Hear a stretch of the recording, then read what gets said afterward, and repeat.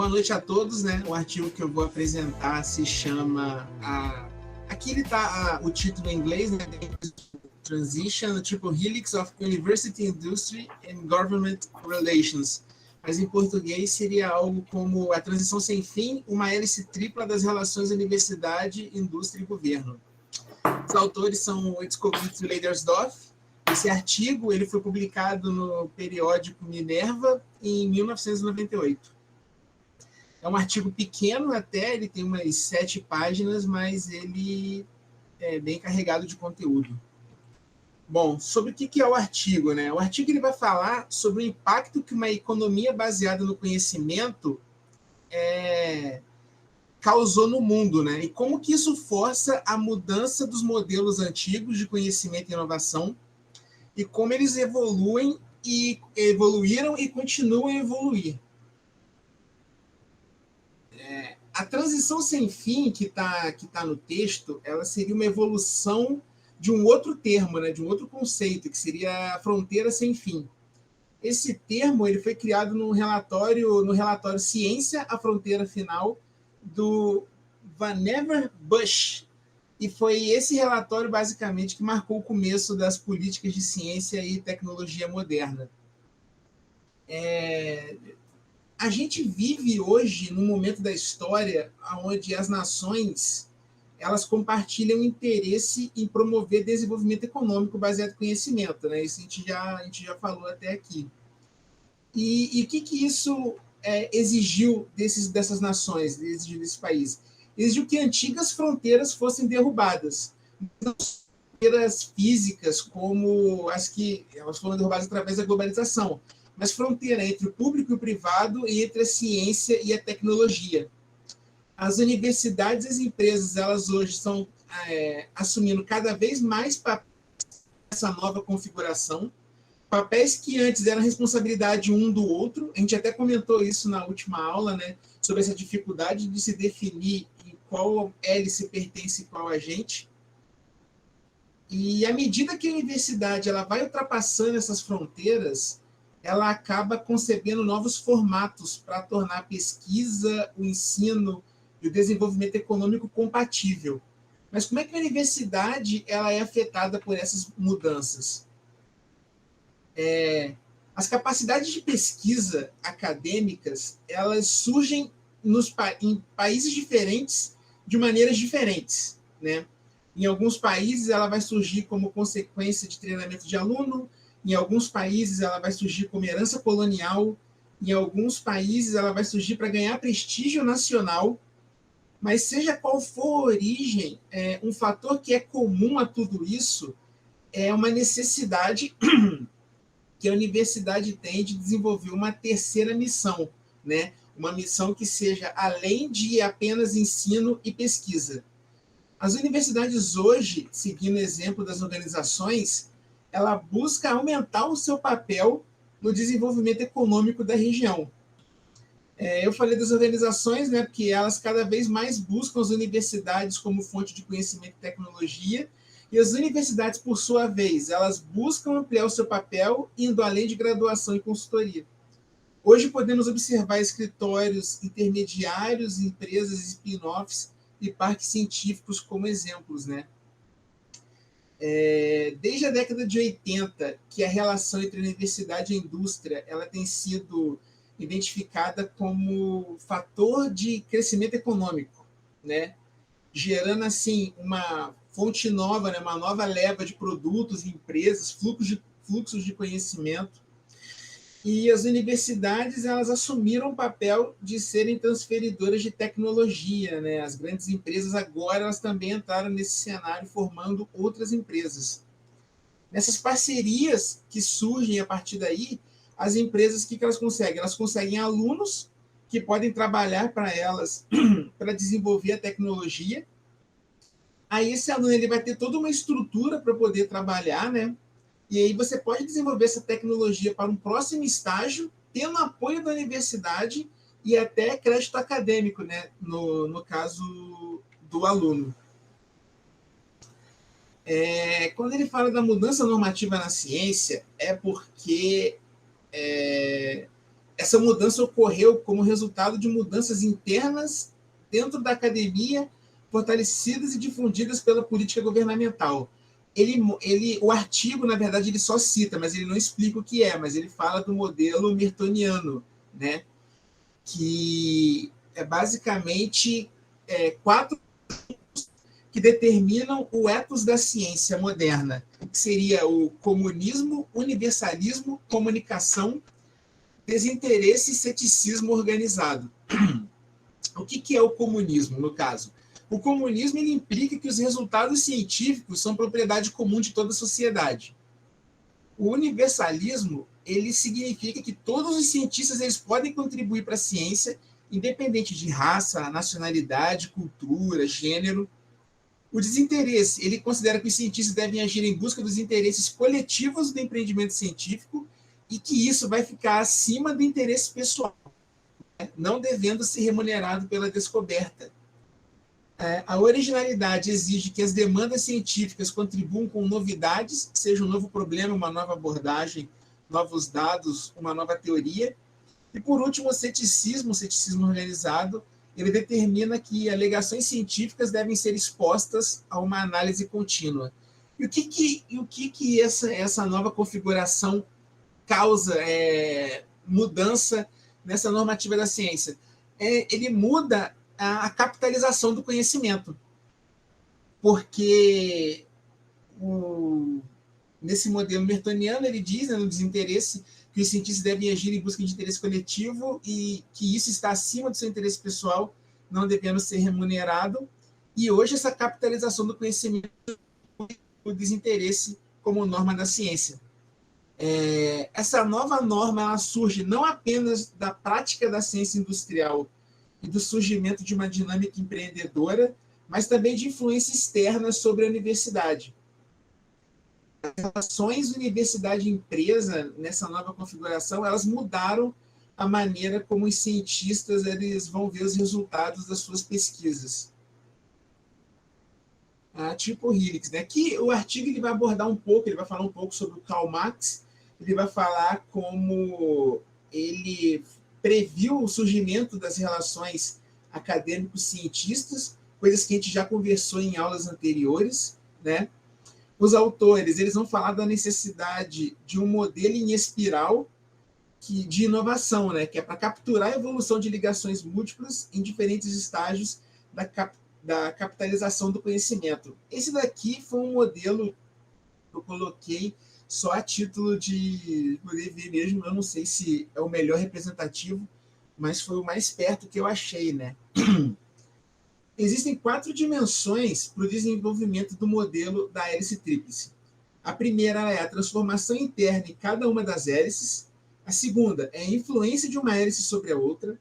A terceira, a criação de uma nova camada de estrutura institucional a partir da interação entre as 3 hélices. E a quarta é um efeito recursivo dessas entidades, tanto nas espirais das quais emergiram, quanto na sociedade mais ampla.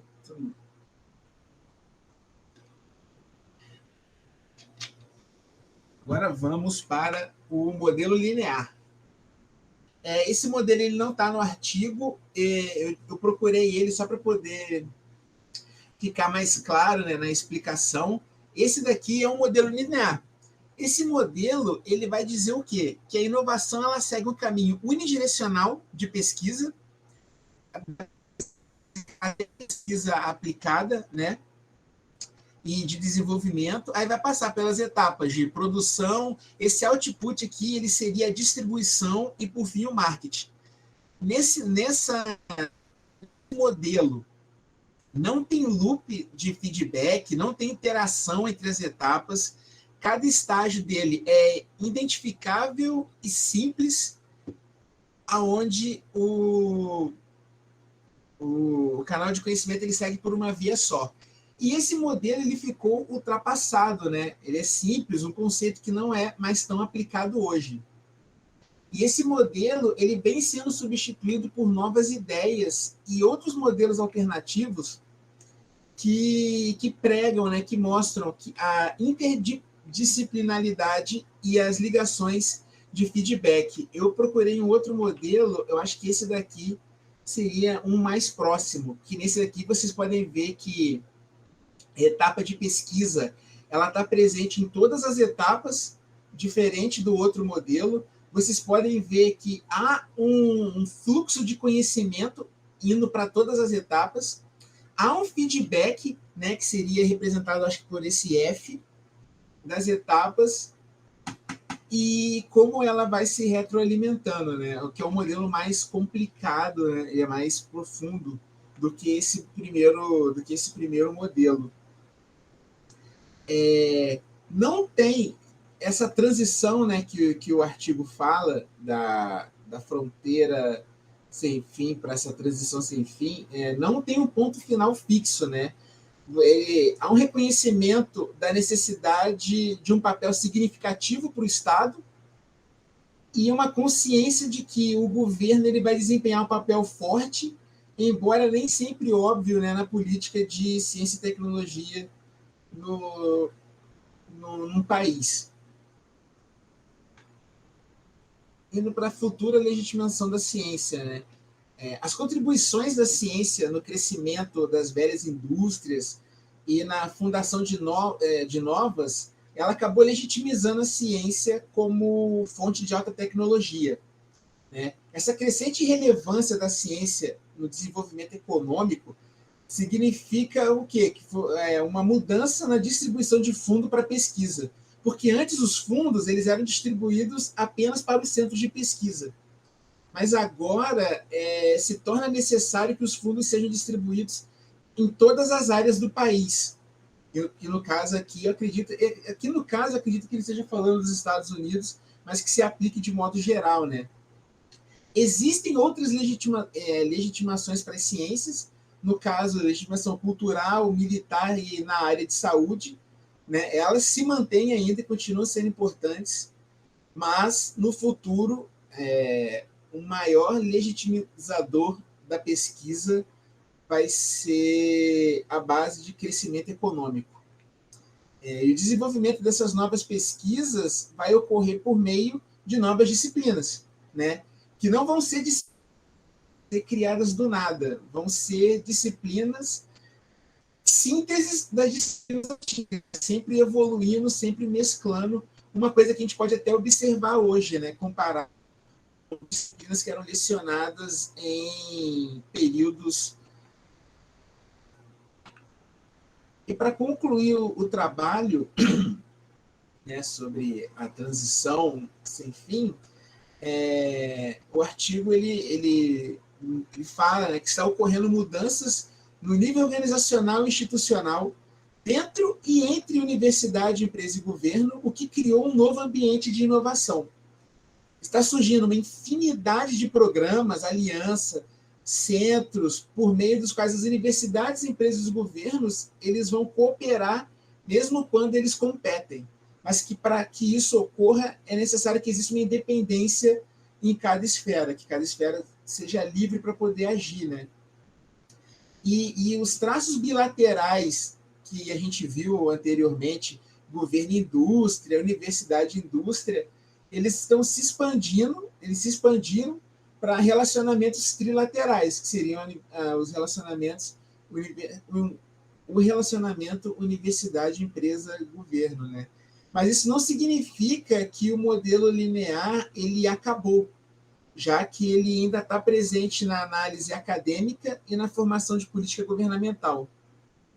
E, assim, em suma, né, a metáfora que o Vannevar Bush fez de uma fronteira sem fim, que carregou a maior parte do avanço das ciências, né, desde acho que meados do século XX, ela deve ser modificada nos termos sem fim, né, porque as ciências elas inovam em todos os domínios da vida social e econômica, né?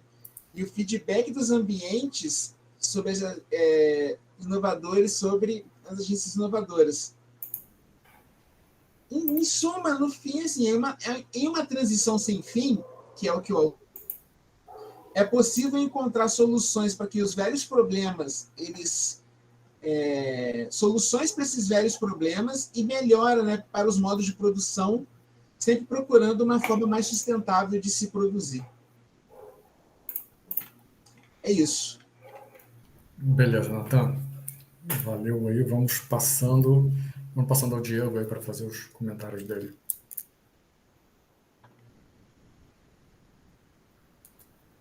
Bom, boa noite a todos. Parabéns, Natan, pela apresentação. É um prazer estar trabalhando junto com você novamente, que a gente já teve essa oportunidade em outra matéria. E o artigo é muito interessante, como o Natan propôs na apresentação mesmo. Eu acho que ele abordou os principais tópicos, tudo que o tema queria transparecer para a gente, né, explicar o que o autor traz. E uma palavra-chave que me chama a atenção que pode traduzir essa questão da transição sem fim, seria a economia baseada no conhecimento. Então, a partir daí, a gente pode imaginar todos os tópicos que o artigo vem trazendo para a gente, abordando do papel do governo, dos novos modelos de relacionamento entre a indústria, o governo e a instituição de pesquisa, né, de conhecimento, do papel da universidade, dos novos papéis que ela tem que desempenhar, né, do modelo de transição que vai acontecendo diferentemente de alguns países para outros, e dessa questão da capitalização do conhecimento, vem do modelo do Triple Helix e como que ele vai ser aplicado, as vertentes, e eu fiz a anotação de alguns pontos que eu gostaria de abordar aqui dentro do texto, que o Nathan também apresentou, que eu vou sintetizar para vocês, que é a questão que o autor vem abordar, essa criação dos mecanismos através da expansão de fronteiras, né, no qual ele vai falar que o relacionamento ele não pode ser mais local, né? Ele tem que se expandir. E isso faz parte do processo de inovação, do processo de conhecimento e desse processo de relacionamento que sai desse modelo linear, que está se transformando em outro modelo de relacionamento entre essas entidades e que vai expandindo essas fronteiras, vai saindo do local para o internacional e vai mudando o modo de pensar e de agir dessas entidades também, né? E as estratégias de inovação elas vão ser elaboradas com base na elaboração dessa deliberação dessas relações acadêmicas e industriais por meio dessas políticas reflexivas de ciência, tecnologia e inovação, né? Então a posição da ciência na sociedade ela vai ficar sendo alterada em conformidade com as mudanças que vão acontecendo. E as empresas elas buscam cada vez mais as universidades como próprias outras empresas, laboratórios governamentais como uma fonte potencial de conhecimento e tecnologias úteis. E aí vão surgindo esses novos modelos de modelos de centros de pesquisa dentro das universidades. Eles vão querendo aproveitar os próprios alunos para que eles possam, os docentes, os alunos que invistam na pesquisa lá dentro para que de lá surjam novas tecnologias que vão auxiliar não às vezes a própria instituição de ensino, como as empresas que estão às vezes até indiretamente investindo nisso também, mas vai desenvolver novas tecnologias que vão poder utilizadas por essas indústrias, né? E as universidades, elas querem também expandir esse papel no desenvolvimento econômico da região, como o Nathan citou. Elas não querem ficar somente naquele papel dela de produzir o conhecimento, mas e aí? O que a gente vai fazer com esse conhecimento? Né? Como que a gente vai aplicar e como que isso impacta na sociedade que está à volta da universidade, né? O texto também ele elenca para a gente que um dos conflitos vão surgir os conflitos de interesse, propriedade intelectual e o sigilo limitado, que vão ser os novos termos de debate entre os acadêmicos, autoridades governamentais e os laboratórios, né? Então, naturalmente vai surgir os conflitos, né? E aí surge essa questão de quem tem a propriedade intelectual do conhecimento ou da tecnologia formada através daquele conhecimento e como lidar com o sigilo dessas informações que vão surgindo. E que a capitalização do conhecimento ela vai mudando a maneira que o cientista vai vendo o resultado das suas pesquisas, né? E uma mudança normativa na ciência ocorreu como resultado dessas mudanças internas dentro da academia, que ela começa a se ficar fortalecida e difundida pela essa política governamental dentro do papel do governo mesmo, que vai surgindo, né? E no modelo do Triple Helix, como o Nathan apresentou, né, ele fala que é um modelo espiral de inovação que vai captar a evolução dessas ligações múltiplas da universidade, da indústria, né, e do governo para poder, em diferentes etapas, poder fazer a capitalização do conhecimento. É outra palavra que me chama muita a atenção, né? E eu fico pensando como capitalizar o conhecimento, né? Então tem muito a ver com essa relação que surge entre essas três entidades, né? Outro tópico que o Nathan abordou, que eu acho que é muito bacana, que ele fala do desenvolvimento do modelo da Triple Helix em 4 dimensões. Então, só repetindo o que o Nathan já falou, que a primeira é a transformação de cada hélice, né? Como que elas vão se desenvolver e evoluir separadamente. A segunda é como que uma hélice vai influenciar a outra, né? Até o Nathan citou lá no trabalho, no comentário do meu trabalho, que ele fala que muitas vezes a hélice elas não funcionam do mesmo tamanho, né, Nathan? Elas têm importâncias e papéis diferentes, né? E isso influencia no funcionamento desse relacionamento. O terceiro é a criação de uma nova camada de estruturas institucionais a partir dessa interação das hélices. E o quarto é o efeito recursivo das entidades, né? Nas espirais quais surgiram e principalmente na sociedade.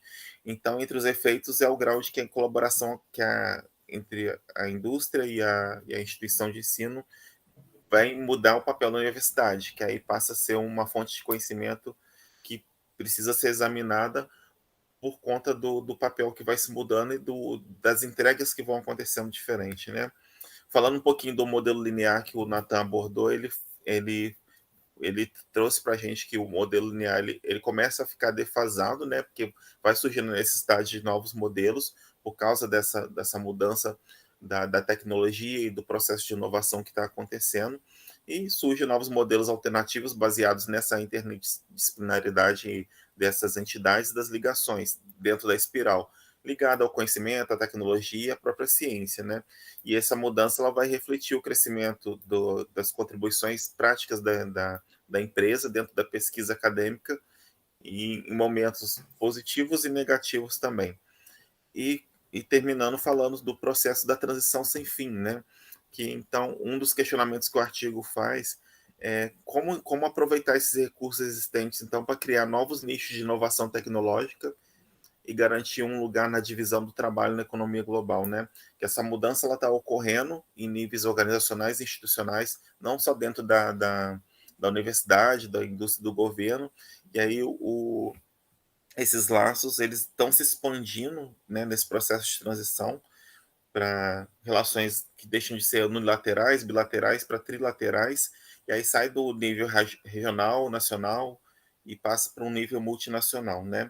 Então as universidades elas se transformam em elementos de políticas de inovação, né, perante as demais entidades e perante a sociedade também, como uma fonte de tecnologia que vai auxiliar tanto as empresas que estão surgindo, como as mais antigas que já estão.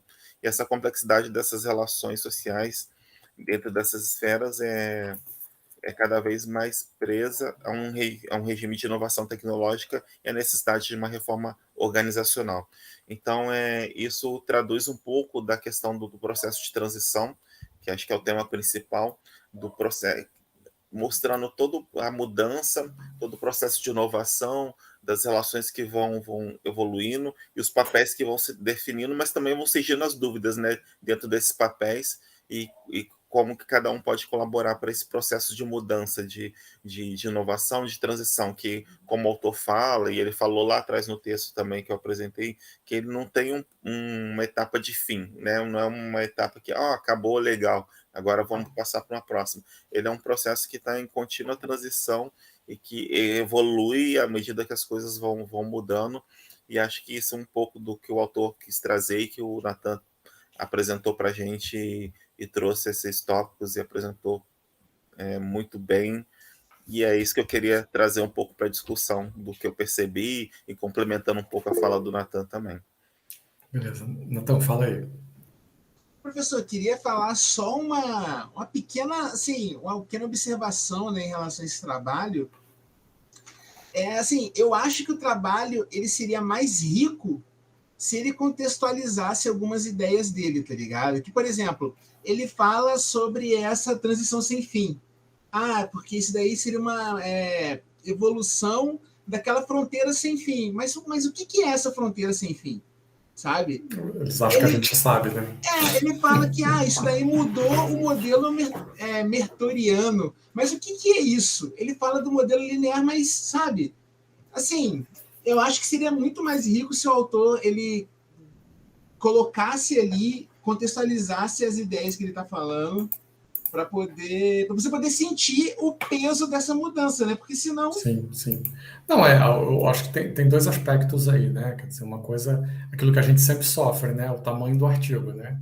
Quer dizer, tem um tamanho para você conseguir escrever, né? E tem uma outra coisa, né? Esses caras estão num outro patamar, né? Então, entre eles lá, de repente essas coisas fazem sentido, né? Os editores, os revisores e eles, essa coisa fez sentido. Mas eu realmente, eu sou um que desconheço. Conheço bastante esse artigo, eu tive a oportunidade de ler logo que ele saiu. Eu acho que a gente chegou a ver draft dele, assim, que enquanto estava no processo como é que é? Estava no processo de avaliação, assim, para em seguida ser publicado. Lembra que nessa época aí as revistas eram impressas ainda, né? Então era difícil chegar para a gente o, como é que é? O periódico logo.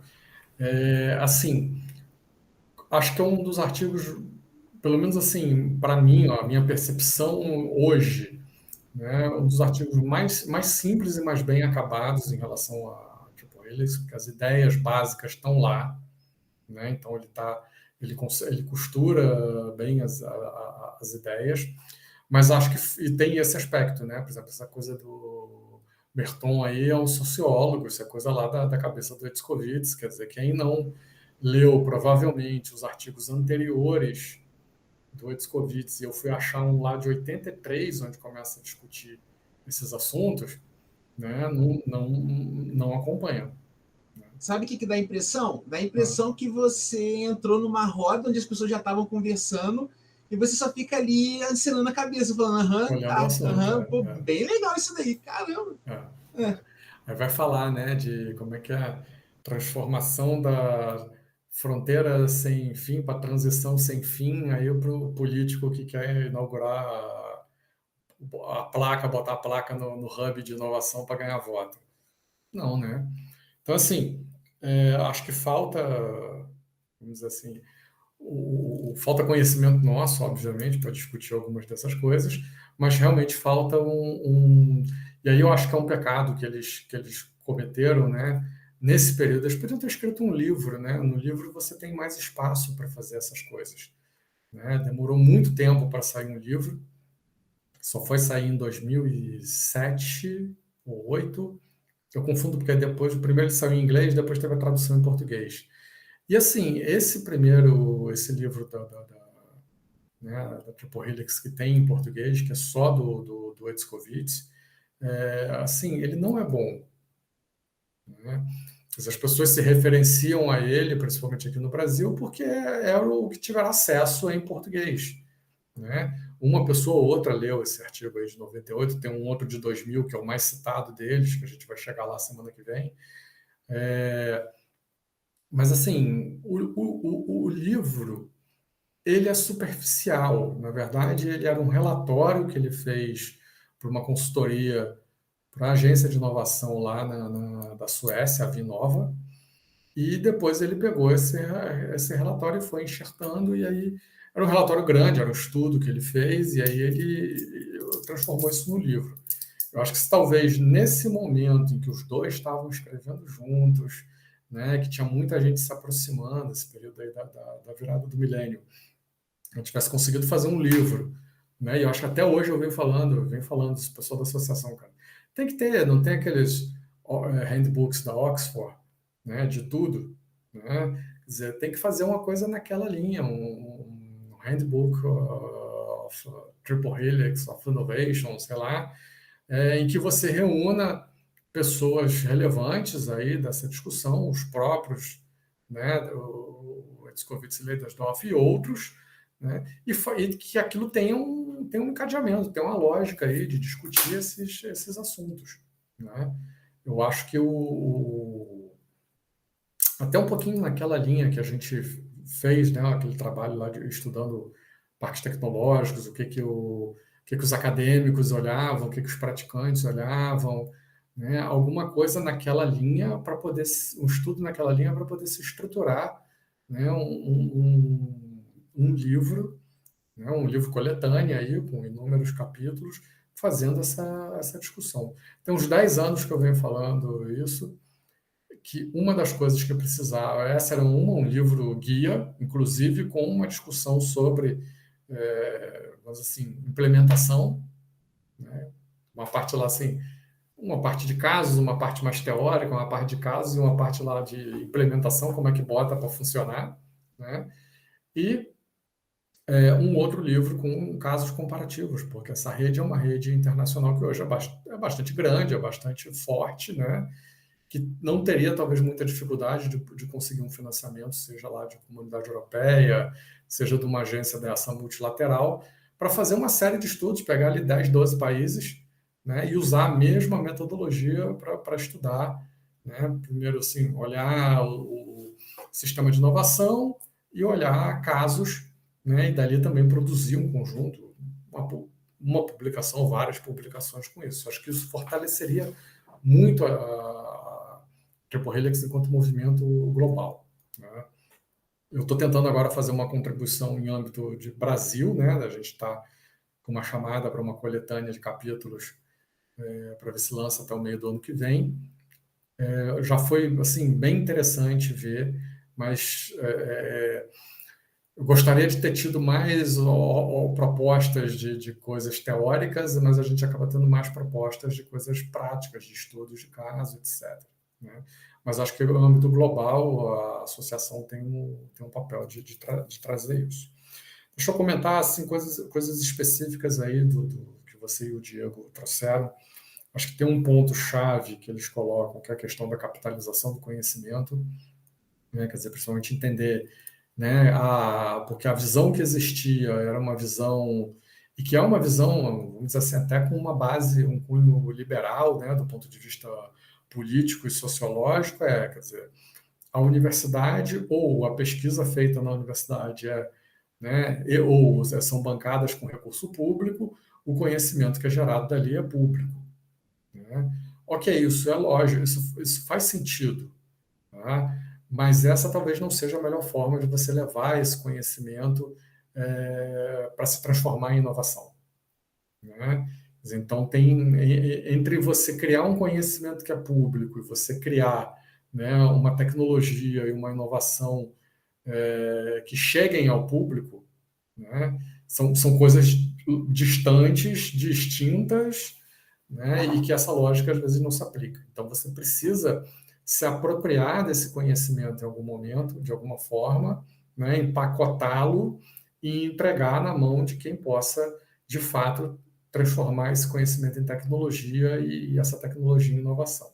Então, essa é uma discussão chave que tem aí, né, e que muita gente até na universidade é contrária a essa percepção, né, mas minha impressão é que talvez não tenha entendido todas as nuances, né? Até acho que na aula 2 eu comentei um pouquinho isso com vocês. Essencialmente, essa ideia da capitalização é a ideia da patente, né, das universidades se apropriarem e protegerem esse conteúdo tecnológico que elas geram, né, e licenciar isso, né, vender, entregar para quem seja capaz de lidar com isso. Porque deixar esse conhecimento aberto também não vai gerar resultado, né? Até comentei, eu acho que não lembro se foi na palestra, mas acho que com vocês também, né? Aqui no Brasil, inclusive, a gente tem essa coisa do ponto de vista teórico bem resolvido, né? Que quando esse conhecimento ele é para ficar aberto e ele é um conhecimento que precisa voltar para a sociedade, a gente tem a figura das tecnologias sociais, né? O conceito da tecnologia social, que é exatamente isso. Quer dizer, você não precisa nem fazer uma patente, publica lá na internet como é que usa aquele negócio e beleza. Só que isso tem a ver, essa capitalização do conhecimento tem a ver com um outro aspecto também, que é exatamente essa transição, né, para uma economia do conhecimento.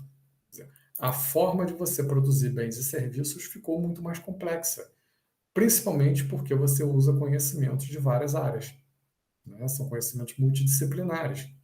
Então você pega as organizações, ela precisa, né, interfacear com outras organizações, né? Você pega uma empresa, a Petrobras, ela precisa fazer, né, ter relações com outras empresas e outros tipos de organização para conseguir acessar o conhecimento que ela precisa.